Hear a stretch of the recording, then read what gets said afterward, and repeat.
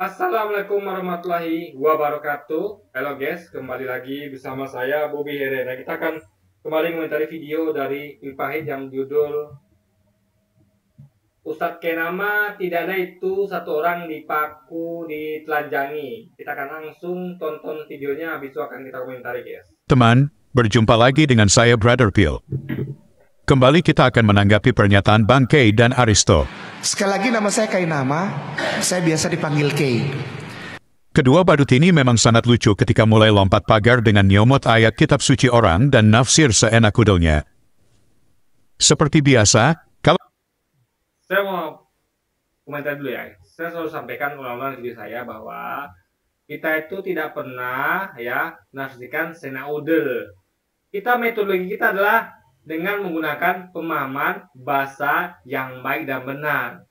Bedanya dengan pil pahit adalah mereka ini menggunakan dogma. Itu bedanya, itu saja. Jadi tinggal Anda mau pilih apakah Anda mau, bentar guys ya, sebelum dompet lo mengajel. Ya, apakah Anda itu mau menafsirkan dengan sesuai dogma atau dengan pemahaman bahasa yang benar. Ingat, sekali lagi saya sampaikan bahwa logika dan pemahaman bahasa yang benar itu harus di atas dogma. Kalau dogmanya tidak sesuai dengan logika dan pemahaman bahasa yang benar, makanya dogmanya harus ngalah ya dan tidak lagi dipakai. Tapi kalau sesuai, dogma diteruskan. Itu logika berpikir guys. Jadi kalau PPI tidak, dogma nomor satu. Walaupun tidak sesuai logika atau pemahaman bahasa yang benar, dia tetap akan pakai dogmanya guys. Itu masalah di situ gitu kan. sejalan dengan keyakinan agamanya, dia langsung klaim ayat itu benar. Sebelum kita tanggapi, kita saksikan video mereka berikut. Jadi kita baca ayat, kita artikan secara dengan baik dan benar, pemahaman bahasa yang benar. Dan kita lihat bahwa ini cocok nih dengan Quran. Jadi yang jangan dibolak-balik ya. Pertama-tama kita tuh bukannya mencocokkan Quran, tapi dengan memahami dulu secara baik dan benar, dengan pemahaman bahasa yang benar. Baru kita cocokkan dengan Quran. Jadi ingat ya, logika dipakai dulu, bukan main cocok-cocokan aja gitu kan. Kalau cocok ya bagus, nggak cocok ya enggak gitu. Simpel itu guys.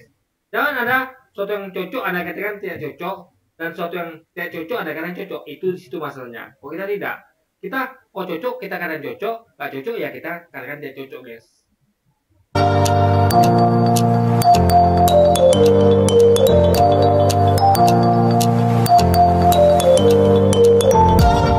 Langsung kakak, 1 Yohanes 1 nomor 9. Yohanes 1 Yohanes ya, bukan Yohanes saja. 1 Yohanes. Oh, 1 Yohanes. 1 Yohanes 1 ayat 9 ya. Nomor 9. Silakan. Bunga deh. Jika kita mengaku dosa kita, maka ia adalah setia dan adil, sehingga ia akan mengampuni segala dosa kita dan menyucikan kita dari segala kejahatan.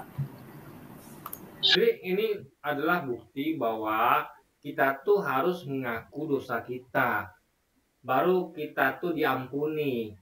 Artinya ada tobat di situ. Artinya tidak ada penebusan dosa. Karena kalau kita tidak mengaku dosa kita, artinya tidak akan ada pengampunan. Jadi pengampunan di sini jadi ini ngomong bukan tentang penebusan. Artinya itu jelas konteksnya bukan penebusan, tapi pengakuan dosa, tobat.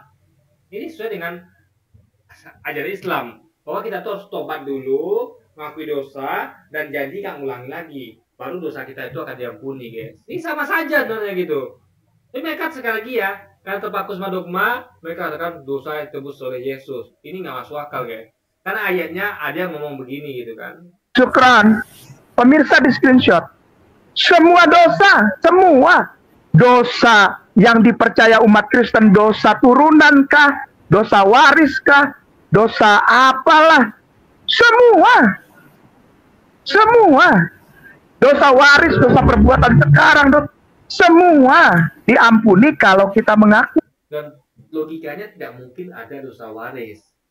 Karena kalau Anda meyakini ada dosa waris, artinya Tuhan tidak adil. Dan tidak mungkin logikanya Tuhan tidak adil. Ingat, Bapak Anda berbuat, masa Anda sebagai anak kena akibatnya?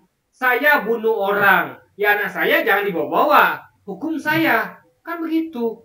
Masa saya buat dosa, anak saya nanggung. Adam yang buat dosa, kita nanggung. Di mana logikanya, guys?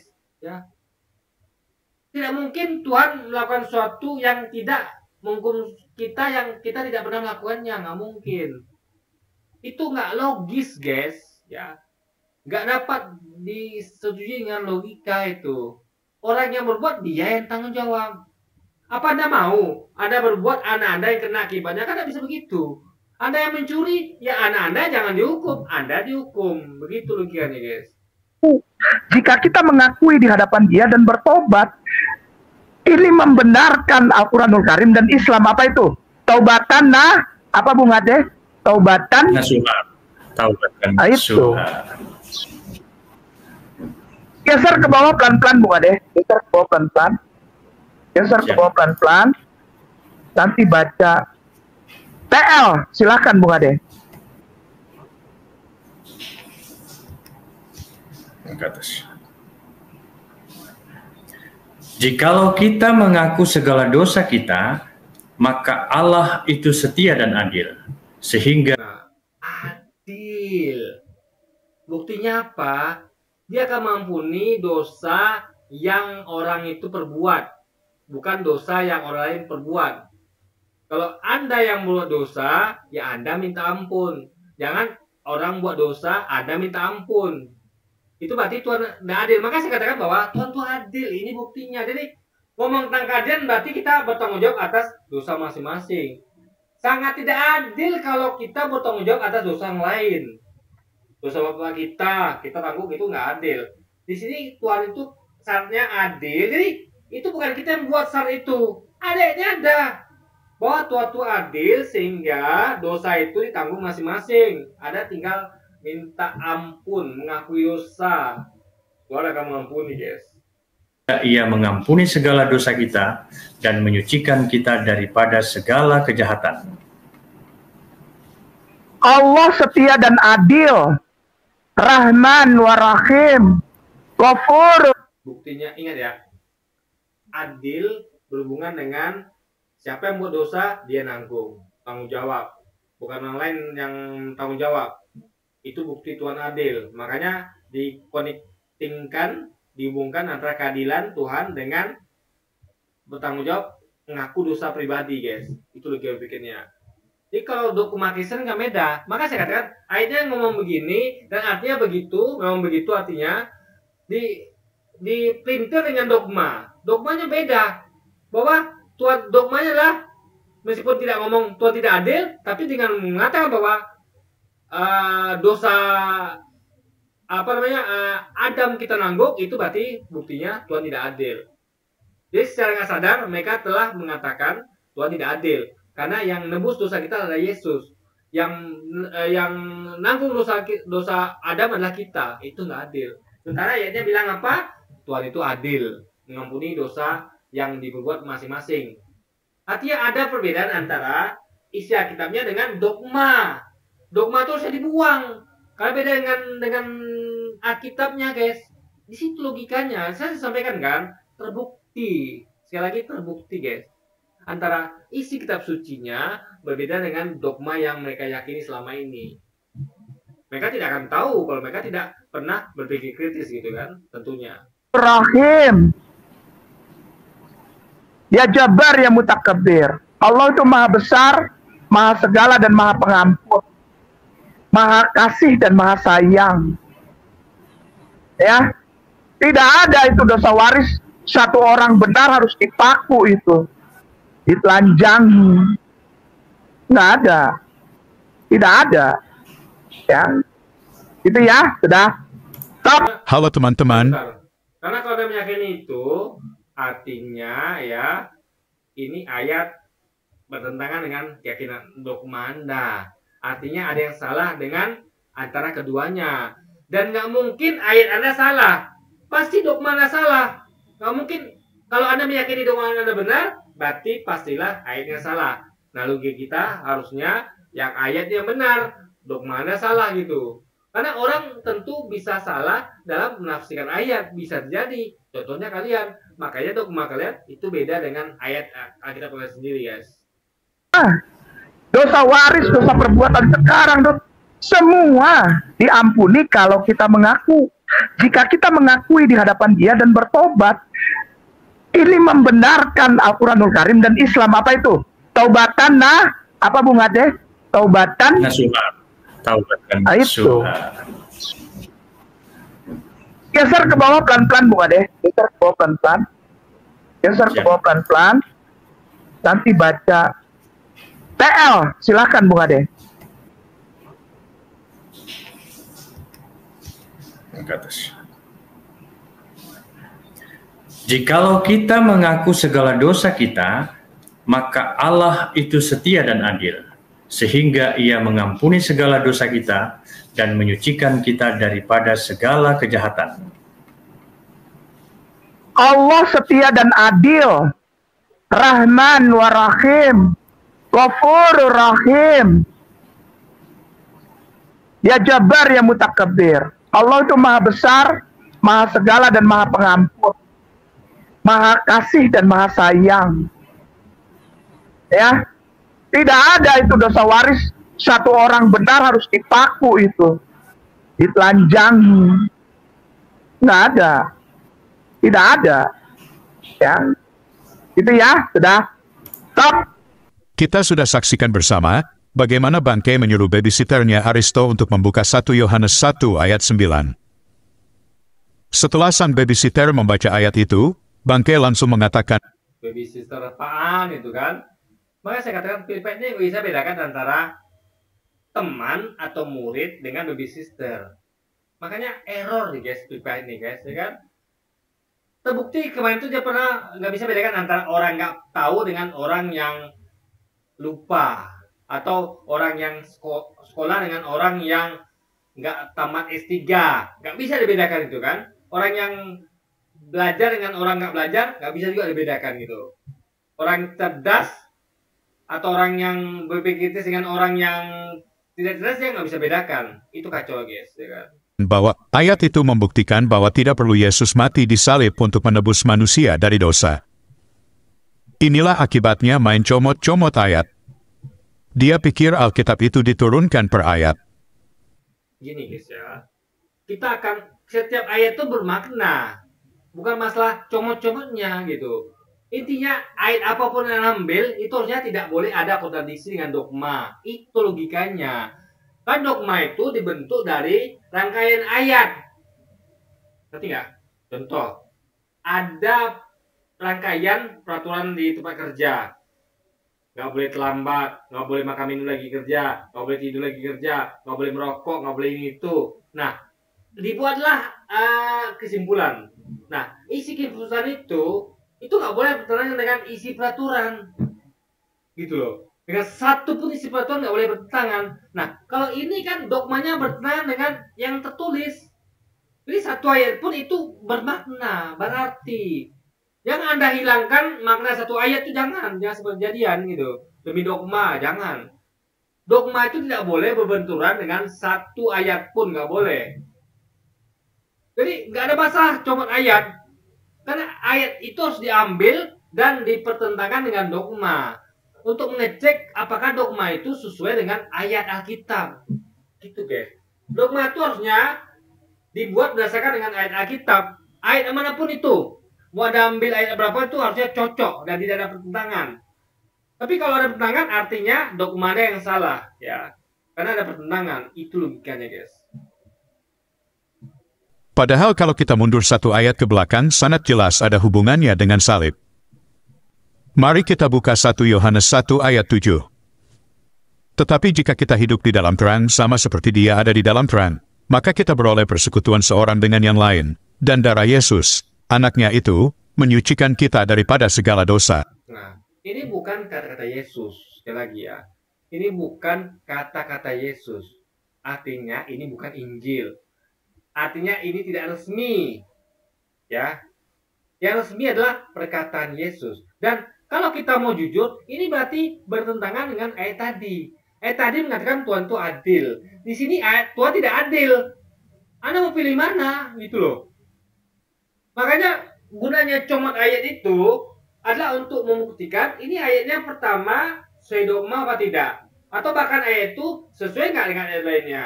Itu bukti dia akhirnya kita temukan bahwa ada ayat yang tidak sesuai dogmanya dan ada ayat yang bahkan tidak sesuai dengan ayat lainnya. Ada dua kesalahan di sini, guys. Ya, ayat yang tadi itu tidak sesuai dengan dogmanya, ayat yang tadi juga tidak sesuai dengan ayat ini, gitu, guys. Karena ayat ini sesuai dengan dogmanya. Jadi ada kekacauan di sini. Itulah bahayanya kalau kitab suci itu bercampur antara keterangan dari nabi utusan Tuhan yang resmi ofisial dengan orang-orang lain yang tidak punya wewenang untuk itu, ya, seperti Matius, Lukas, Yohanes dan sebagainya, guys. Jadi, jaminan pengampunan kita ada dalam pengorbanan Yesus. Jadi Anda bayangkan metodologinya. Karena dogma, dia pegang pada dogma, dia mencampakkan ayat tadi dan memakai ayat ini. Artinya dia comot ayat, milih ayat. Itu masalahnya, guys. Kalau kita milih ayat, comot ayat untuk buktikan bahwa dogmanya salah, gitu loh. Dogmanya berbeda dengan ayat tadi. Itu kita berhasil buktikan, gitu loh. Justru dengan pernyataan Phil Pahit, dia membuktikan dua hal bahkan. Menambahkan bukti dari kita, yaitu bahwa ayatnya itu bertentangan dengan dogmanya. Dia menambahkan satu bukti lagi secara tidak sadar dengan penambahannya itu bahwa ayat satu dengan ayat lain itu saling bertentangan, guys. Berarti makin kacau kan? Jadi ada dua kekacauan yang semakin ditambah Phil Pahit dengan keterangannya ini, gitu, guys. Hal ini diperkuat oleh ayat berikut, Efesus 1 ayat 7. Sebab di dalam dia, Nah, tengok, dia cuma ayat kan? Cuma bedanya, kita cuma ayat dengan dia, kita cuma ayat untuk buktikan bahwa ayat Anda tidak sama dengan dogma Anda. Tapi kalau dia cuma ayat adalah bahwa ini sama dengan dogma kita, gitu. Tapi justru secara nggak sadar, dia menunjukkan bahwa ayat tadi itu bertentangan dengan ayat yang disampaikan, gitu. Makin kacau, guys, gitu kan? dan oleh darahnya kita beroleh penebusan, yaitu pengampunan dosa, menurut kekayaan kasih karunia-Nya. Jadi ada ayat yang sesuai dogma, ada ayat nggak sesuai dengan dogma. Pertanyaan adalah kita, dan ada ayat yang bertolak belakang. Artinya kita harus menemukan bahwa ayat mana yang logis, ya. Tuhan itu logisnya adalah adil. Orang tuh tanggung jawab masing-masing. Gak ada yang nanggung dosa orang tua kita lah, kita tuh nggak ada, guys. Nggak ada itu. Itu berarti Tuhan yang adil. Berarti yang masuk akal itulah ayat yang tadi yang mengatakan bahwa Tuhan itu adil. Oh, ini Tuhan nggak adil, nggak masuk akal, guys. Artinya, maka saya katakan ya, itulah sebabnya kenapa itu Tuhan itu benar mengatakan bahwa kita sebetulnya sudah dibuat sama manusia. Ini buktinya. Buktinya itu apa? Itu adanya pertentangan dalamnya, kontradiksi dalamnya, guys. Ya. Kalau itu kurang, ayat berikut masih dari surat Rasul Yohanes, yaitu dalam 1 Yohanes 4 ayat 7-10. Saudara-saudaraku yang kekasih, marilah kita saling mengasihi, sebab kasih itu berasal dari Allah. Dan setiap orang yang mengasihi, lahir dari Allah dan mengenal Allah. Barang siapa tidak mengasihi, ia tidak mengenal Allah, sebab Allah adalah kasih. Dalam hal inilah kasih Allah dinyatakan di tengah-tengah kita, yaitu bahwa Allah telah mengutus anaknya yang tunggal ke dalam dunia, supaya kita hidup. Mengutus, berarti Yesus cuma utusan, ya. Gak lebih. Utusan itu artinya adalah nabi, guys. Olehnya. Inilah kasih itu, bukan kita yang telah mengasihi Allah, tetapi Allah yang telah mengasihi kita dan yang telah mengutus anaknya sebagai pendamaian bagi dosa-dosa kita. Surat Rasul Yohanes justru sangat jelas di mana Bapa mengutus anaknya sebagai pendamaian bagi dosa-dosa kita. Maksudnya pendamaian itu apa? Agar kita tuh kita tuh mengaku dosa kita. Biar kita tahu mana dosa, mana tidak.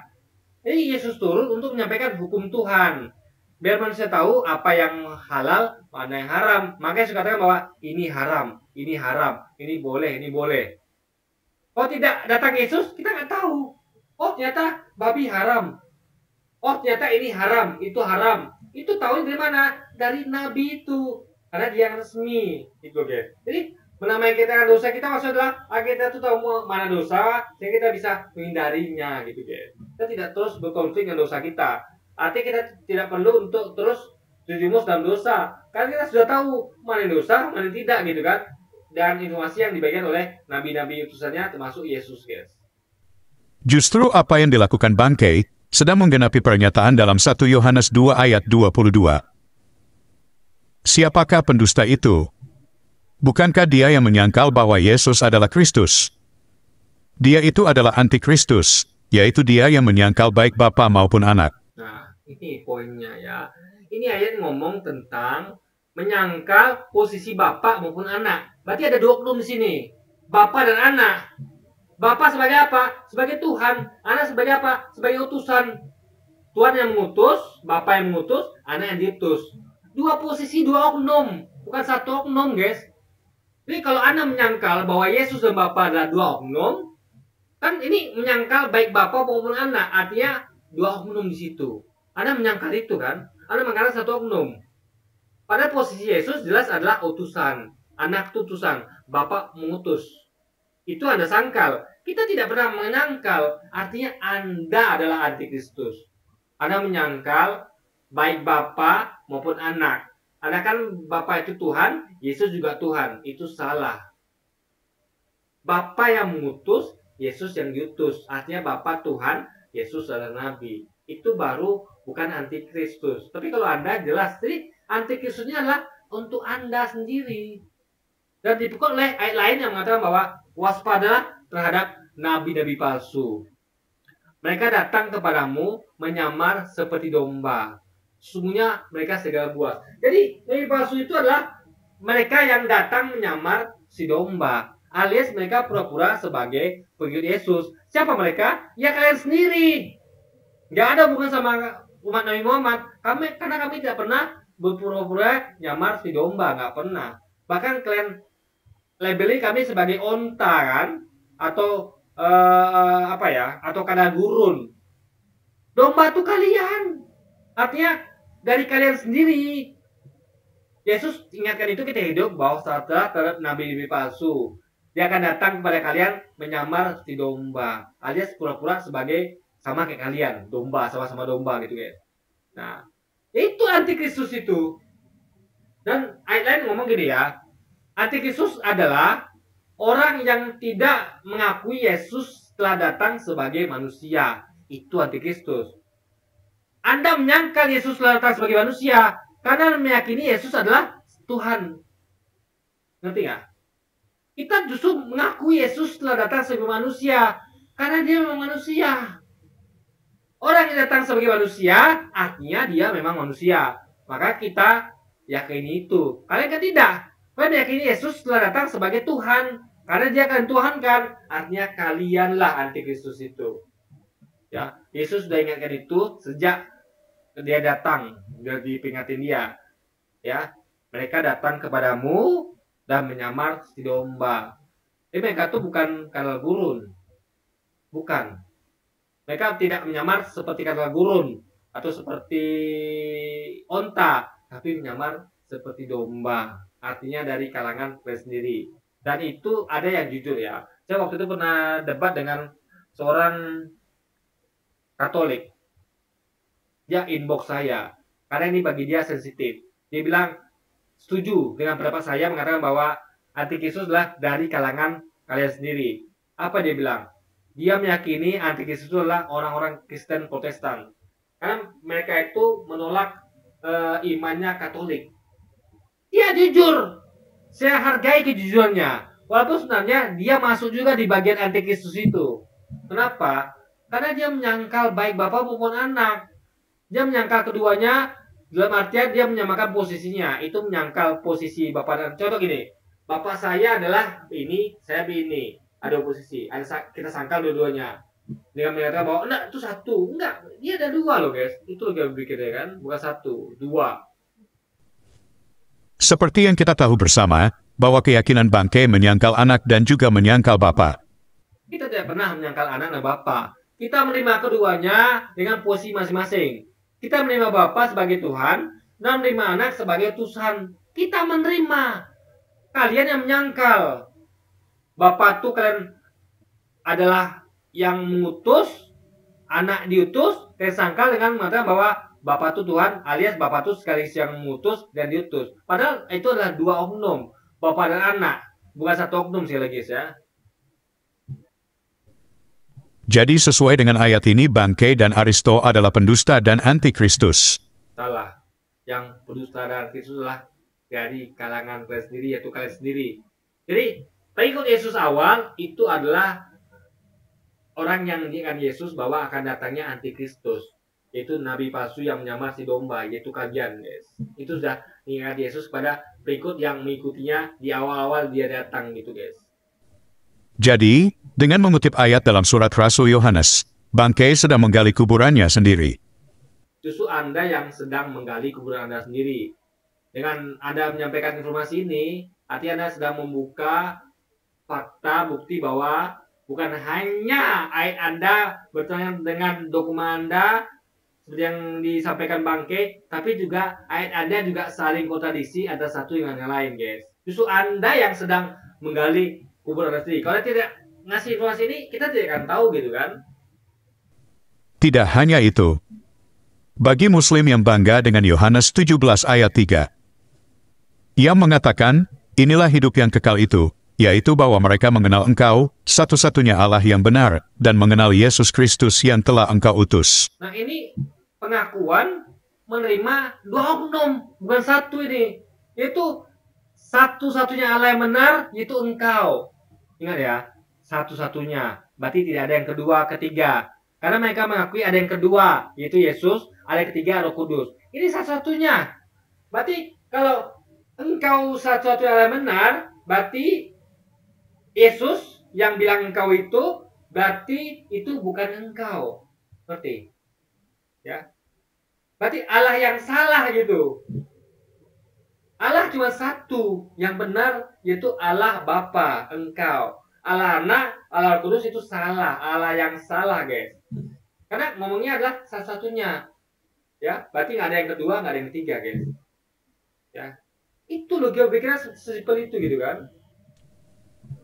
Untuk memperoleh hidup yang kekal harus mengenal Bapa dan Anak. Ya, mengenal dengan proporsinya. Yang satu yang mengutus, satu yang diutus. Allah itu satu yang benar, yang lain itu hanya utusan, guys. Itu loh gue pikirnya. Jadi jangan sama-samakan lagi ya. Harus mengakui sesuai dengan posisinya masing-masing. Yang satu Tuhan, yang lain hanya utusan alias nabinya, guys. Kenapa harus mengenal Anak juga? 1 Yohanes 5 ayat 11 memberi jawaban, di sana dikatakan, dan inilah kesaksian itu, Allah telah mengaruniakan hidup yang kekal kepada kita dan hidup itu ada di dalam Anaknya. Iya, ini bagi pengikut Yesus yang keras sejati. Bukan pengikut Yesus yang abal-abal. Ya mereka ini gitu kan, yang tidak mengikuti kata-kata Yesus. Mereka mengikuti kata-kata selain Yesus. Tapi Yesus ngomong tidak mereka ikuti, karena bertentangan dengan dogmanya. Sementara yang bukan kata-kata Yesus, yang sesuai dogmanya mereka ikuti. Artinya mereka bukan pengikut Yesus. Karena pengikut Yesus akalah pengikut kata-kata Yesus, meskipun itu bertentangan dogmanya, tapi tidak kejadian. Mereka justru mengikuti kata-kata selain Yesus, karena sesuai dengan dogma mereka, guys. Itu loh yang pikirnya. Jadi untuk memperoleh hidup yang kekal, harus mengenal Bapa dan Anak. Ya, sekali lagi sesuai dengan posisinya. Jangan campur-campur atau di luar konteks, guys. Oke teman-teman, demikian tanggapan kita terhadap pernyataan Bangkai dan babysitternya Aristo. Terima kasih untuk dukungan teman-teman. Ini ujungnya pasti apa lagi nih? Nah kan? Nah, pasti ini lagi nih. Oke, pengulangan kan? Oke, jadi mungkin sekian dulu aja video kita kali ini, guys. Dan sampai jumpa lagi di video-video selanjutnya. Dan wassalamualaikum warahmatullahi wabarakatuh, guys.